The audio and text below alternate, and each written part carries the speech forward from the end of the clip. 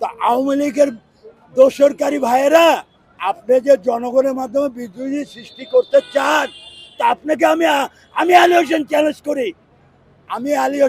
করি, আসুন ফিল্ডে আসুন।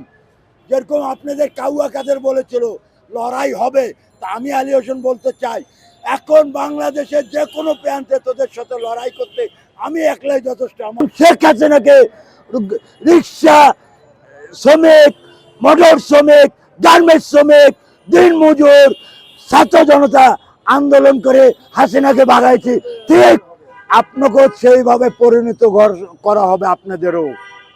ওই মমস্কার দেখায় বাংলার জনগণকে কোনো লাভ হবে না। আপনারা অবিলম্বে নির্বাচনের ম্যাপ ঘোষণা দিয়ে আমাদের জনগণের যাকে মন চাবে তাকে ভোট দিয়ে আমরা সরকার গঠন করতে চাই।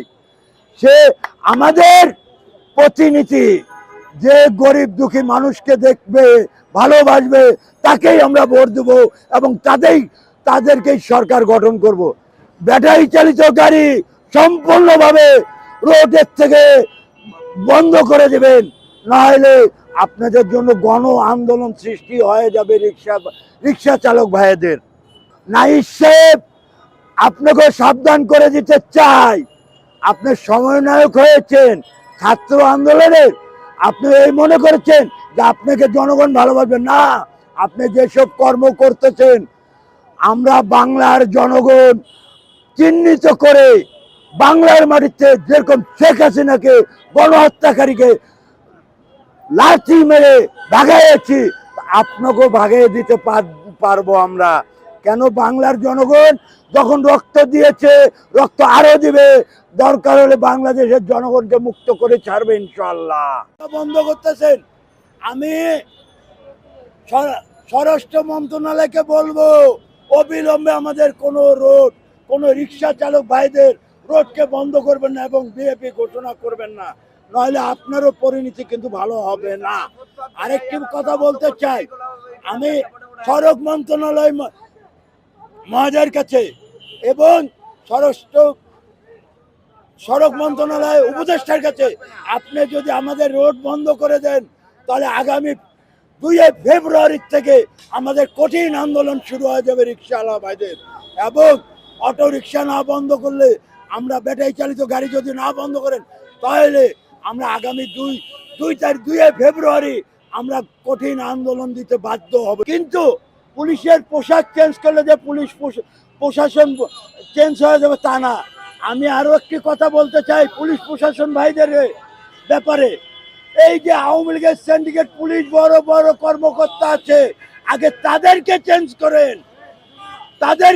করেন, ADC, DC, IG, police commissioner, তাদেরকে আগে চেঞ্জ করেন যদি আইনকে ভালো প্রুফ করতে চান। কেননা পোশাক চেঞ্জ করলে মনোবল চেঞ্জ হয় না। কেন? আমরা আইন প্রুফকারী ভাইদের, ওই যে আপনারা দেখতে পাচ্ছেন আমার সামনে কিছু কনস্টেবল আছে, আমি একজন মনে করেন যে পুলিশ বড় কর্মকর্তা, আপনাদেরকে যেটাই হুকুম দেব আপনাদের এইটাই করতে হবে। কেন? বাংলার জনগণ এখন আর বোকা না, এখন বাংলার জনগণ অশিক্ষিত যদিও হয়, সেও কিছু বুঝে। পুলিশের পোশাক চেঞ্জ করলে পুলিশের চরিত্র চেঞ্জ হবে না। কেননা তারা তাদের নিজের নীতিকে কোনো সময় চেঞ্জ করবে না। হয়তো সরকার চেঞ্জ হয়েছে, প্রশাসন চেঞ্জ হয় নাই। আমরা এখনো প্রশাসনের কাছে চিহ্নিত, আইন শৃঙ্খলা মন্ত্রণালয়তে আমরা চিহ্নিত বলে। কিরকম? আপনাদের এই যে পুলিশ কর্মকর্তা, বড় পুলিশ কর্মকর্তা আছে, তাদেরকে চেঞ্জ করুন আগে, তাদেরকে চেঞ্জ করে আইনের আওতায় এনে বিচারের কাঠ দাঁড় করান, তাহলে যদি আইন শৃঙ্খলা বাহিনী পরিবর্তন হয়।